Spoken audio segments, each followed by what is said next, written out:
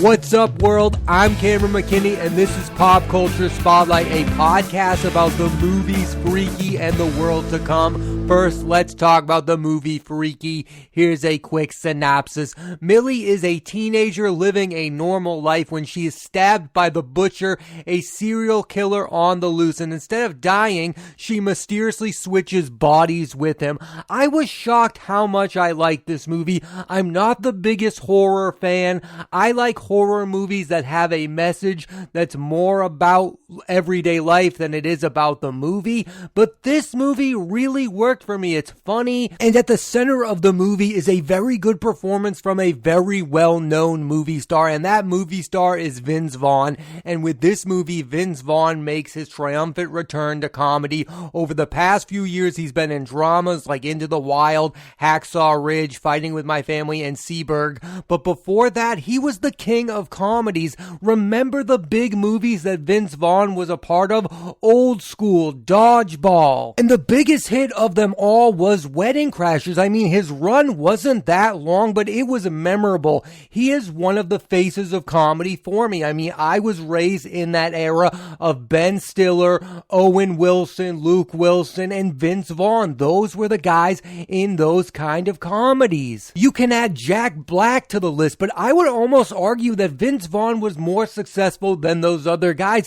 I mean, he had a movie star persona. He was massive name. It was a big deal when he showed up in any type of role, whether it was in Anchorman and Starsky and Hutch. He was Vince Vaughn, and we all knew who he was. Everyone on earth knew the name Vince Vaughn and knew what type of performance he was going to deliver. He was super consistent there for a while, and then some really bad movies started to happen, like Four Christmases, like Fred Claus. I didn't even like The Breakup all that much. We can talk about that movie. That's an okay watch with him and Jennifer Aniston. It's an okay movie, but I think it's part of the problem. His act grew tired. I think there are two different types of comedic movie stars. I think there are the ones that go on these long runs of dominance, like Jim Carrey, like Bill Murray, like Robin Williams, and like Eddie Murphy. I mean, those guys had a long box office run of success of making comedies.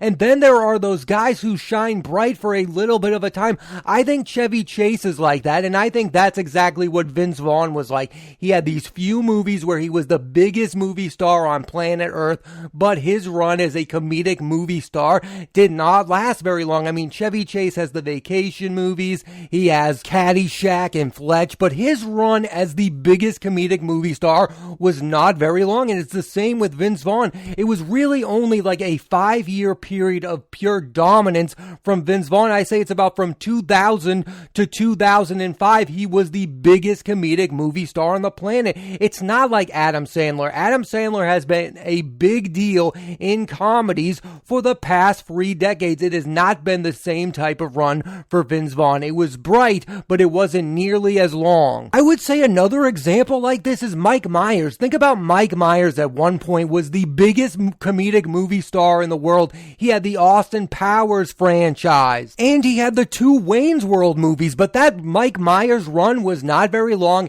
and neither was Vince Vaughn. So it is really cool to see Vince Vaughn play a comedic role like the ones that made him famous, and he's really good in this movie, and this performance in this movie reminded me of Jack Black's performance in Jumanji Into the Jungle. I think it's a similar type of role. I mean, Vince Vaughn is playing a girl trapped inside a man's body. That's what Jack Black was doing in Jumanji. Both roles reminded me how funny these two men are. Jack Black is one of the funniest men on planet Earth, and so is Vince Vaughn when he wants to be. Vaughn's next projects include Queen Pins with Kristen Bell and Paul Walter Hauser, and there is talk of a possible sequel to Wedding Crashers. I love Wedding Crashers. Everything about that movie, from Vince Vaughn to Owen Wilson to Bradley Cooper to Rachel McAdams and Christopher Walken. I mean, that was really the first movie I saw Christopher Walken in. because that was the age I was when that movie came out. I was right there. I didn't know who Christopher Walken is. For the longest time, I thought Christopher Walken was a funny actor. Now I understand he's a serious Oscar-winning performer, but Wedding Crashers was my introduction to Christopher Walken. So yes, absolutely, I want a sequel to that movie. I'd also love a sequel to Dodgeball. I mean, Ben Stiller is iconic in that movie. I think Vince Vaughn is great. My all-time favorite Vince Vaughn performance, though, is in Old School. That was when I realized how great Vince Vaughn is. The other star of Freaky isn't as well known, but is somebody you should pay attention to. I'm talking about the actress Katherine Newton. She is somebody to pay attention to. She's had roles in Lady Bird, Free Billboards Outside Ebbing, Missouri, Blockers, Ben is Back, Pokemon Detective Pikachu, Big Little Lies, and is set to appear in the next Ant-Man film with Paul Rudd, Evangeline Lilly, Michael Douglas, Michelle Pfeiffer, and Jonathan Majors. I think she's on the verge of movie stardom, and she is asked to give a different kind of performance in this film. I mean, in Freaky at times, she has to be a normal teenage girl, and she has to play a serial killer. It is a really fun performance by Katherine Newton. With a movie like this, it's a two-hander, so both performances have to work, and why the movie works is because Vince Vaughn is really good, and so is Katherine Newton. If those two performances did not work, this movie would fall flat. Let's talk about the director of this film, Christopher Landon, who is a bit of a hit maker. He directed the two horror films, Happy Death Day, starring Jessica Rothe. I absolutely love those two movies, and it's interesting that he's turning older classic films into horror. I mean, the Happy Death Day films are the horror versions of Groundhog Day, and Freaky is the horror version of Freaky Friday. So he's turning well-known classics into horror comedies, and he's doing it super effectively. I love Jessica Rothe in the Happy Death Day films. That is the most underrated horror film of the last decade. I absolutely love those movies. If you have not seen Happy Death Day, do it immediately. Both of those films and Freaky share this like weird comedic tone, and I love super intense horrors like Hereditary and The Witch, but I also love comedic horror, and nobody is doing it better right now than Christopher Landon. He is making pure popcorn horror, and I mean that as a compliment. His next film, We Have a Ghost, stars David Harbour and Anthony Mackie. This is definitely a director to pay attention to. When I think of the horror directors to pay attention to, I'm talking about Ari Aster, I'm talking about Robert Eggers, and I'm talking about Jordan Peele, and I think we should also be talking about Landon, who right now is the absolute king of the comedic horror. Everyone loves horrors that are intense like Get Out and Hereditary, but sometimes it's fun to see the genre go in different directions, and with Freaky, it's a comedic one. The movie is what it is. There's nothing more underneath the surface. There's no deeper meaning. It's a fun movie, and that's all it's supposed to be. Katherine Newton and Vince Vaughn give really fun performances. I highly recommend you check out the movie Freaky. Let's switch gears and talk about the movie The World to Come. In 1850s New York, Abigail and Tally are two unhappy housewives when they meet each other and begin to form a rare and unique bond that their husbands do not approve of. I really enjoyed this movie, and the reason I checked this movie out was because of who the stars of the movie are. First, you have Katherine Waterson and Vanessa Kirby, who are two stars on the rise. First, with Waterson, has been super underrated for years. She's appeared in Inherent Vice with Joaquin Phoenix. That movie is a Paul Thomas Anderson film that is maybe his most underrated film. That film also co-stars Owen Wilson, Josh Brolin, Benicio del Toro. Waterson gives a scene-stealing performance in Inherent Vice. Then you have Steve Jobs with Michael Fassbender, Jeff Daniels, and Kate Winslet. And in that film, Waterson plays Steve Jobs' ex-girlfriend, who he has a child with but refuses to admit it's his kid. I mean, it's a heartbreaking performance given by Katherine Waterson in that one. That was the first time I noticed who Katherine Waterson was. And then she showed up in a mega blockbuster, The Fantastic Beasts and Where to Find Them, with Eddie Redmayne. And it is because of her that I love that franchise, and that first film is my favorite movie of the Harry Potter franchise. franchises. I absolutely love that first movie. That's why I was so hyped for that sequel and was super disappointed when it didn't live up to the hype. I absolutely love the chemistry between Katherine Waterson and Eddie Redmayne in that movie. Then she showed up in mid-90s with Lucas Hedges, Logan Lucky with Channing Tatum, the current war with Benedict Cumberbatch, Michael Shannon, and Nicholas Hoult. I think the fascinating thing about Katherine Waterson is she is a real chameleon. She looks different in each and every role. She doesn't have a persona. I was talking about Vince Vaughn earlier on the podcast, and that guy has a clear persona. You know what you're going to get out of Vince Vaughn. You do not know what you are going to get from movie to movie with Katherine Waterson. She's a bit of a mystery, and that's why I find her fascinating as an actress. And in this movie, she really gets to deliver her first leading role in a significant movie, and she's great in the movie. She's the narrator. She's the heart and soul of the movie. She is the reason this movie is good. And then you have Vanessa Kirby, who is coming off of an Oscar nomination for Pieces of a Woman and is known for her work in blockbusters like the Mission Impossible franchise and Hobbs and Shaw, and for her work on The Crown. She kind of reminds me of Cate Blanchett. Like, she has that presence on screen. I say the same thing about Carrie Coon. Both of them remind me of Cate Blanchett in that they are always the most interesting thing on screen, whether or not they have a lot to do on screen. Like, I don't think Vanessa Kirby is given a lot to do with this movie. I think the majority of the plot revolves around Katherine Waterson, and Vanessa Kirby is just there, but she's still equally compelling. Waterson's next projects include the third Fantastic Beast film with Redmayne, Jude Law, and Mads Mikkelsen replacing Johnny Depp, and Damien Chazelle's Babylon with Brad Pitt and Margot Robbie. This could be a huge year for Katherine Waterson. I have no idea if the third Fantastic Beast film is going to revive the franchise, but I have hope because they're bringing in Mads Mikkelsen. I find it interesting that two struggling franchises are both bringing in Mads Mikkelsen to save the day.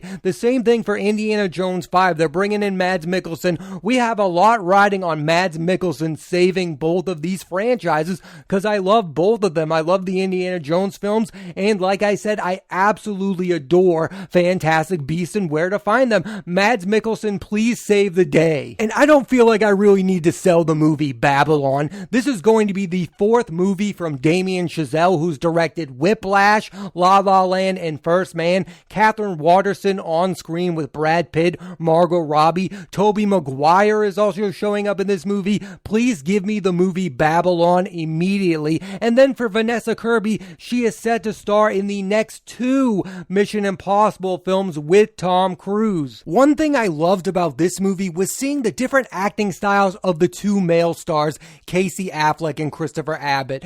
Casey Affleck is the master of subtlety. He makes being a movie star feel effortless. I mean, have you watched A Ghost Story? He barely does anything in that movie, yet he is the most compelling thing on screen. He barely has any dialogue. He is not a showy performer at all. Even in Good Will Hunting, his comedic persona in that movie is so effortless. He is the most effortless actor around, and it's why he's one of my favorite actors. He is not a showy performance. He does not have a movie star persona. And then you have Christopher Abbot, who I feel like is almost the exact opposite, yet I equally love. He's super intense. His flame is burning up the screen with intensity, and he is so showy in this movie particularly. Like, he just consumes the movie with his intensity. You almost feel his effort. I love both of them, and both of them are having great years on screen. I mean, Affleck with this and My Friend, I love both of those movies. I think Casey Affleck is one of the 5 best actors working today. I mean, just watch Manchester by the Sea if you want to see an example of that. I just watched that for the first time in a while. I love that performance. And then Abbott this year has starred in Possessor and Black Bear. You do not know what you are going to get out of Christopher Abbott. I just find their acting styles to be so vastly different. It's fascinating to see them both on screen in the same movie. Abbott's next films include On Account of Free with Gerard Carmichael, and The Forgiven with Jessica Chastain, Ralph Fiennes, and Caleb Landry Jones. In some ways, this movie, The World to Come, has a lot in common with Ammonite, a film that starred Saoirse Ronan and Kate Winslet that came out earlier this past year. I mean, both films are about two women falling in love in a time period where that was not allowed. What I find different about this movie than that one is in this movie, we kind of get an explanation as to why they fell in love.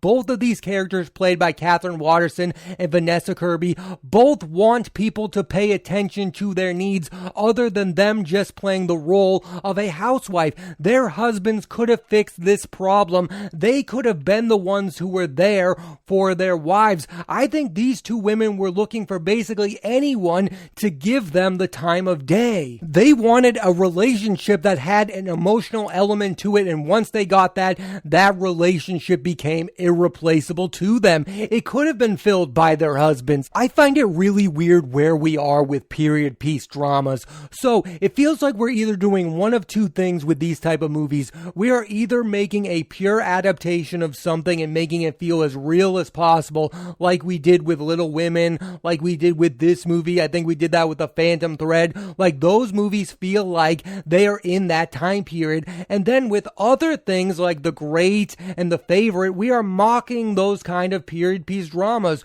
We are having characters talk in a dialogue like they are from today, particularly in The Great and Dickinson. I love the show Dickinson, starring Haley Steinfeld. She is living in a time period where they do not have parties, they do not drink, and they do not listen to rap music. Yet, they are doing that on that show. That show is making you feel like you are more relatable to those characters. Like, there are times when you're watching a movie like The World to Come and you go, well, I'm not living in this time period. Why should I care about what's going on? But then you watch something like Little Women and it's super relatable no matter what time period it is. I feel like we're in this weird point where a period piece is either winking to the audience by having the main characters talk like they are from our time period, or having them talk like they are from the old times. And I find both methods kind of confusing at times. I just watched the movie A Knight's Tale with Heath Ledger, and those characters are talking like they are from today's world. I mean, you watch a movie like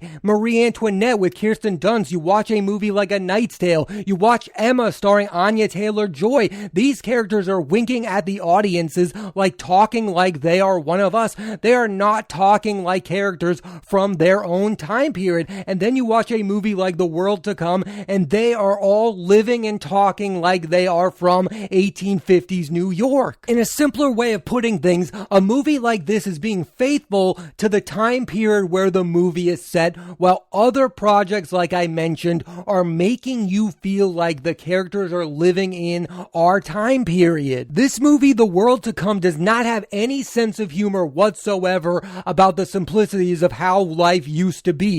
It is 100% dead serious about what these characters are going through, and I like that to a certain degree, but I also love those characters that wink at you and go, yeah, we don't live in these simpler times anymore. There are rap music, there is computers, we talk in this certain way. A World to Come is a very good movie, but I would not describe it as fun, while I would describe all those other projects as being fun to watch. I mean, Dickinson is a riot. The Great is the funnest TV show on the planet right now. I love those shows. Emma is a fun movie. Little Women is a fun movie. I think there's a way you can have a faithful adaptation of something from a long time ago and still make it fun to watch. Why this movie is worth watching is because of the compelling performances given by movie stars. I mean, Katherine Waterson is a movie star. Vanessa Kirby is on the verge of being a movie star. Casey Affleck is a big movie star. Christopher Abbot is on the verge of being a movie star. Those are the reasons to watch this movie, but I don't think you're going to watch this movie and go to yourself, that was a really enjoyable film. And I feel the exact same way about Ammonite. Both of these movies are faithful portraits of what it was like to live in those time periods, and they are meaningful, and they are emotional, and they are good watches. They are worth watching, but they are not fun. I'm not saying that they should be fun. I'm just saying they're not going to get a wide audience because of the way that they are made. Both movies are worth it because of the message they are sending to other people.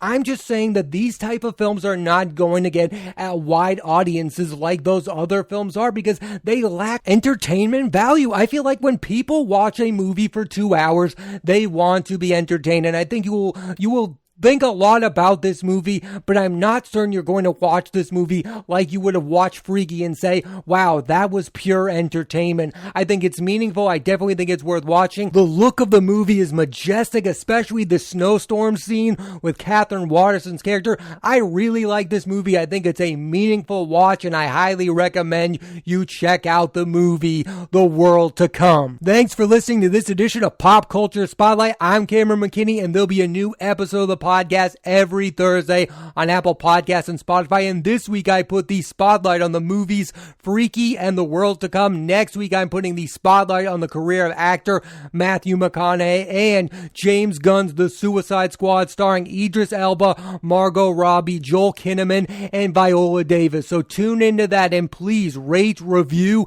and subscribe.